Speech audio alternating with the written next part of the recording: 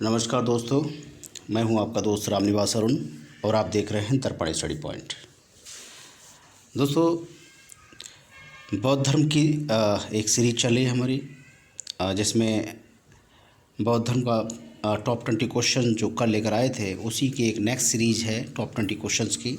ये 3 सीरीज चलेंगी A B C करके, और आपको फ़ायदा है क्योंकि ज़्यादा से ज़्यादा क्वेश्चंस मिल रहे हैं बौद्ध धर्म से रिलेटेड।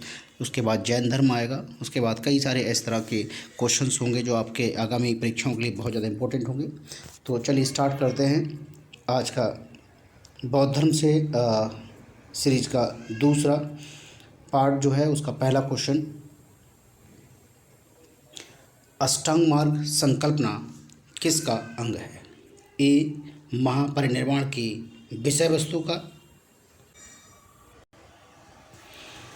बी धर्मचक्र प्रवर्तन सूत्र की विषय वस्तु का, सी दीपवंश की विषय वस्तु का, या डी दिव्यावदान की विषय वस्तु का। तो ऑप्शन जो बी है इसका आंसर हो जाएगा धर्मचक्र प्रवर्तन सूत्र की विषय वस्तु का। महात्मा बुद्ध ने चतुर्थ आर्य सत्य में दुख निरोध का उपाय बताया था, यानी दुख को कैसे दूर किया जाए। इसे दुख निरोध गामिनी प्रतिपदा कहा जाता है। इसे मध्यमा प्रतिपदा या मध्यम मार्ग भी कहते हैं। तो इस मध्यमा प्रतिपदा में 8 सोपान भी हैं, इसलिए इसके अष्टांगिक मार्ग भी कहते हैं। ये 8 सोपान क्रमशः ऐसे हैं: सम्यक दृष्टि, सम्यक संकल्प, सम्यक वाक, सम्यक कर्मांत, सम्यक आजीव, सम्यक व्यायाम, सम्यक स्मृति एवं सम्यक समाधि। तो अष्टांगिक मार्ग जो हैं धर्मचक्र प्रवर्तन सूत्र की विषय वस्तु का ही एक पार्ट है। ओके, सो दूसरा क्वेश्चन देखते हैं। गौतम बुद्ध ने अपनी मृत्यु के बाद बौद्ध संघ के नेतृत्व के लिए निम्नलिखित में से किसे नामित किया था? ए ओपाली, बी आनंद, सी महाकश्यप, या डी इनमें से कोई नहीं। तो इसका आंसर हो जाएगा ऑप्शन डी, इनमें से कोई नहीं। तो कुशीनारा में मल्लों के सालवन में विश्राम के जो दौरान अपनी मृत्यु से पहले महात्मा बुद्ध ने भिक्षुओं को निकट बुलाकर धर्मोपदेश दिया। तो उन्हीं के शब्दों में कहा गया, आनंद, शायद तुम ऐसा सोचो कि हमारे शास्ता चले गए, अब हमारा शास्ता नहीं है। आनंद, ऐसा मत समझना। मैंने जो धर्म और विनय किए हैं मेरे बाद वे ही तुम्हारे शास्ता होंगे, यानी मार्गदर्शक होंगे। तो इस प्रकार से स्पष्ट है कि महात्मा बुद्ध ने अपनी मृत्यु के बाद बौद्ध संघ के नेतृत्व के लिए किसी को नामित नहीं किया था, बल्कि अपने उपदेशों यानी धर्म और विनय को ही मार्गदर्शक बताया था। तीसरा क्वेश्चन देखते हैं। निम्नलिखित में से गौतम बुद्ध के जीवन काल में ही संघ प्रमुख बनना चाहता था? A Ananda, B Devadatta, C Upali, या डी इनमें से कोई नहीं। Option B Devadatta. तो क्वेश्चन नंबर 3 जो है इसका जो आंसर है वो देवदत्त है। और देवदत्त था कौन? देवदत्त बुद्ध का चचेरा भाई था। वो पहले उनका अनुगत था, फिर उनका विरोधी बन गया। वो बौद्ध संघ से बुद्ध को हटाकर स्वयं संघ का प्रमुख बनना चाहता था, किंतु उसे इसमें सफलता प्राप्त नहीं मिली थी। ठीक, क्वेश्चन नंबर 4 देखते हैं। बौद्ध संघ में थोड़ी नहीं होगा, यहाँ पर भिक्षुणी होगा। सॉरी दोस्तों, यहाँ पर भिक्षुणी होगा, भिक्षुणी। ठीक है, भिक्षुणी, भिक्षुणी होगा। तो बौद्ध संघ में भिक्षुणी के रूप में स्त्रियों के प्रवेश की अनुमति गौतम बुद्ध द्वारा कहाँ दी गई थी? ए राजगृह, बी वैशाली, सी कुशीनगर, या डी श्रावस्ती। तो क्वेश्चन नंबर 4 का जो आंसर हो जाएगा वैशाली, वैशाली में दी गई थी। अपने प्रिय शिष्य आनंद के कहने पर बुद्ध ने वैशाली में स्त्रियों को बौद्ध संघ में भिक्षुणी के रूप में प्रवेश की अनुमति प्रदान की थी। एक यहाँ से दोस्तों एक क्वेश्चन बहुत ज़्यादा इंपॉर्टेंट आता है कि बौद्ध संघ में सर्वप्रथम शामिल होने वाली स्त्री कौन थी, तो उसमें थी महाप्रजापति गौतमी। महाप्रजापति गौतमी जो कि गौतम बुद्ध की मौसी थी। गौतम बुद्ध की माँ के गुजर जाने के बाद उनकी मौसी ने ही उनका लालन पालन किया था। आगे बढ़ते हैं, 5वां क्वेश्चन, त्रिपिटक क्या है? ब्रह्मा विष्णु महेश, महावीर के 3 नगीने, बुद्ध के उपदेशों का संग्रह या गांधी जी के 3 बंदर? तो ऑप्शन सी इसका आंसर हो जाएगा, बुद्ध के उपदेशों का संग्रह। बुद्ध के उपदेशों का संग्रह, तो बुद्ध के उपदेशों का संग्रह हो जाएगा सी। तो त्रिपिटक बौद्ध ग्रंथों में सर्वाधिक महत्वपूर्ण है। बुद्ध की मौत के बाद उनकी शिक्षाओं को कलेक्शन कर 3 भागों में बांटा गया, इन्हीं को त्रिपिटक कहते हैं। ये कौन कौन से हैं? तो एक है विनय पिटक जिसमें संघ संबंधी रूल्स रेगुलेशन की बात की गई, आचार शिक्षाओं की बात की गई है। सुत्त पिटक है जिसमें धार्मिक सिद्धांत की बात की गई है। एक अभिधम्म पिटक है जिसमें दार्शनिक सिद्धांत की बात की गई है। ठीक, 6वां क्वेश्चन देखते हैं, यमक बुद्ध पिटक से संबंधित है? ए अभिधम्म पिटक, बी सुत्त पिटक, सी विनय पिटक या इनमें से कोई नहीं? तो इसका आंसर हो जाएगा अभिधम्म पिटक, ऑप्शन ए अभिधम्म पिटक। अभिधम्म पिटक, तो अभिधम्म पिटक में दार्शनिक सिद्धांतों का कलेक्शन मिलता है। ये प्रश्नोत्तर के रूप में होता है। अभिधम्म के अंतर्गत जो है 7 ग्रंथ शामिल हैं जिसमें क्रमशः धम्म संगणि, विभंग, धातु कथा, युगल पंचति, कथावत्थु, यमक तथा पट्टान।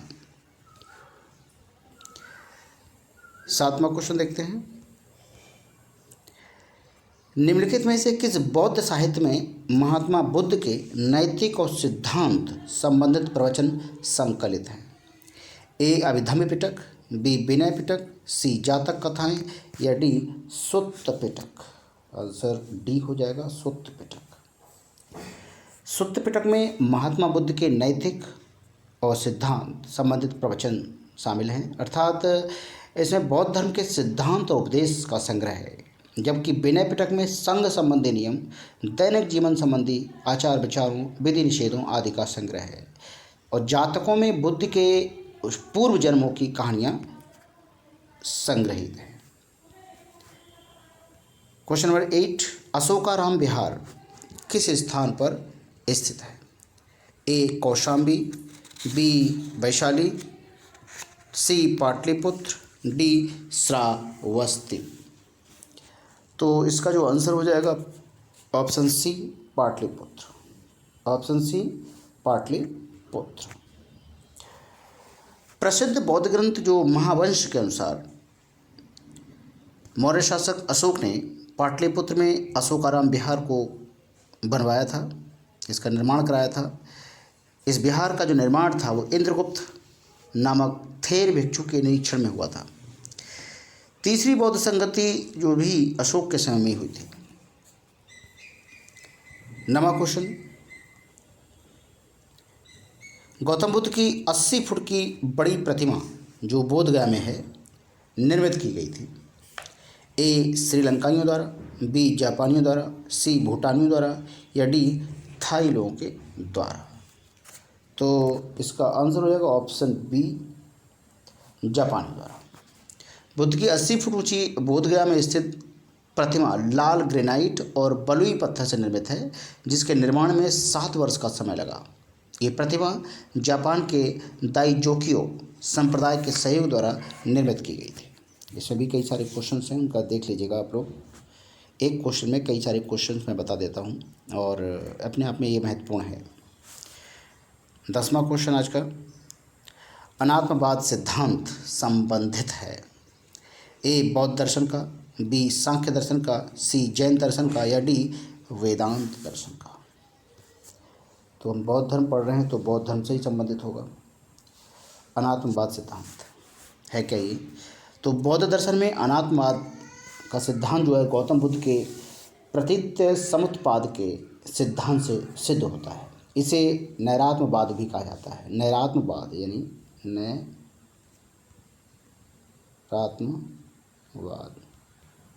ठीक है, नैरात्मवाद।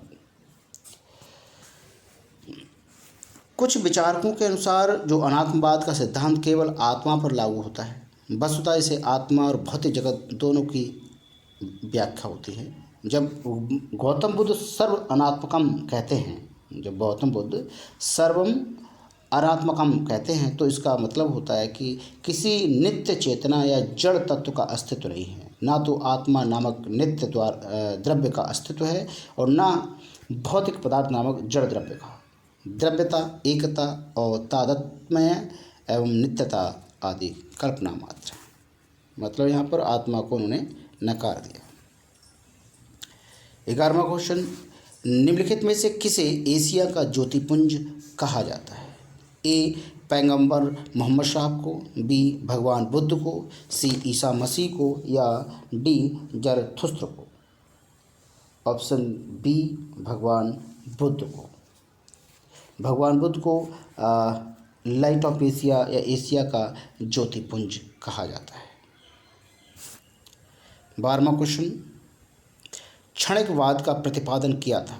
ए चारवाक, बी न्याय, सी जैन या D Buddha? Option D Buddha. क्षणिकवाद का सिद्धांत बौद्ध दर्शन से संबंधित है। क्षणिकवाद अनित्यवाद का तार्किक विकास है जो वैदोत्तर दर्शन में अस्तित्व में आया। बुद्ध के अकॉर्डिंग संसार में कुछ भी स्थायी या नित्य नहीं है, यहाँ तक कि आत्मा की भी नित्य सत्ता नहीं है।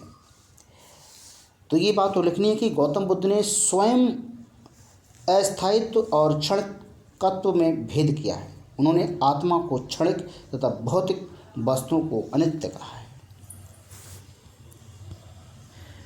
13वां क्वेश्चन देखते हैं, संसार अस्थिर और क्षणिक का निम्न में से संबंध है? ए गीता, बी बौद्ध, सी जैन या डी वेदांत?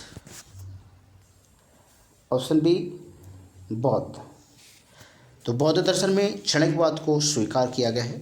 बुद्ध ने स्वयं अनित्यवाद के सिद्धांत का प्रतिपादन किया था। क्षणिकवाद अनित्यवाद का तार्किक विषय है जो बौद्धोत्तर दर्शन में अस्तित्व में आया।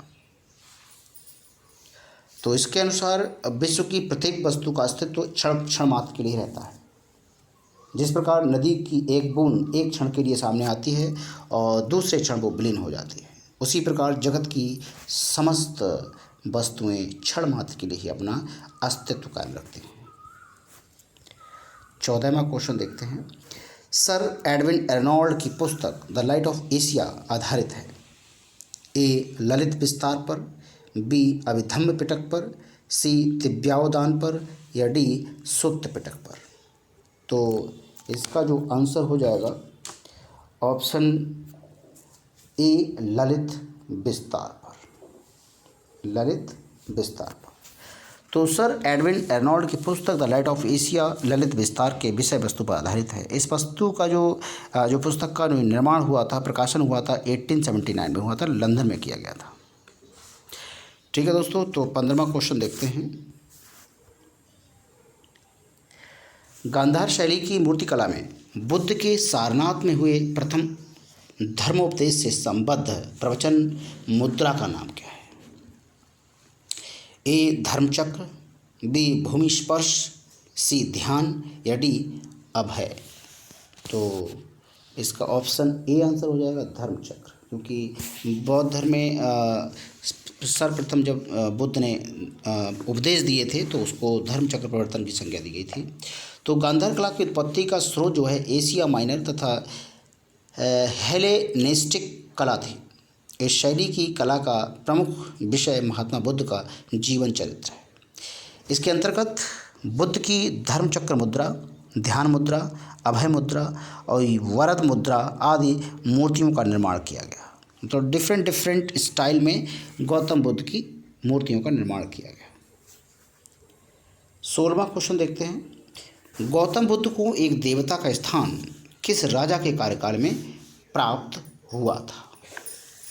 ए अशोक, बी चंद्रगुप्त विक्रमादित्य, सी हर्ष या डी कनिष्क। तो ऑप्शन डी इसका आंसर हो जाएगा कनिष्क है। तो कनिष्क के शासनकाल में संपन्न चतुर्थ बौद्ध संगीति में बौद्ध धर्म हीनयान और महायान दो नामक स्पष्ट और स्वतंत्र संप्रदायों में अलग हो गया।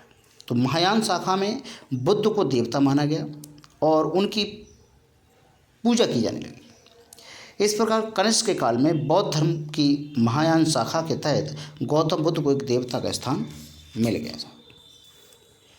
17वां क्वेश्चन, महायान बौद्ध धर्म में बोधिसत्व अवलोकितेश्वर को और किस अन्य नाम से जानते हैं? ए पद्मपाणि, बी वज्रपाणि, सी मैत्री या डी मंजूश्री। तो बौद्ध दर्शन में पहली बात तो इसका जो आंसर हो जाएगा वो ऑप्शन ए पद्मपाणि। तो बौद्ध दर्शन में यह माना गया है कि बोधिसत्वों में अवलोकितेश्वर की स्थिति महामंडित है। उन लोगों ने ये निश्चय किया था कि वे तब तक बुद्ध नहीं बनेंगे जब तक कि सभी मनुष्यों को निर्वाण नहीं प्राप्त हो जाता। वस्तुतः बौद्ध धर्म पर हिंदू धर्म का प्रभाव परिलक्षित होता है। अवलोकितेश्वर नारायण या पद्मपाणि विष्णु का भी एक नाम है। चलिए 18वां क्वेश्चन देखते हैं। गौतम बुद्ध की खड़ी प्रतिमा निम्नलिखित में से किस काल में बनाई गई थी?